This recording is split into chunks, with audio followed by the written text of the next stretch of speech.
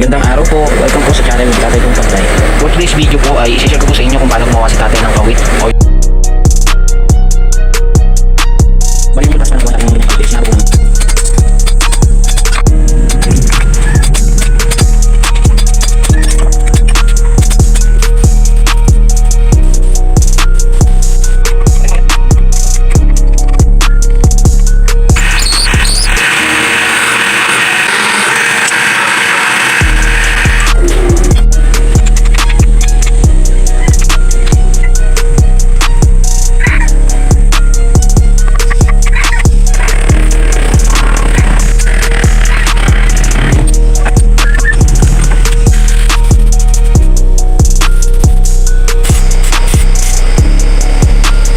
Thank you for watching mga kapanday. Kita-kits po tayo sa susunod na video.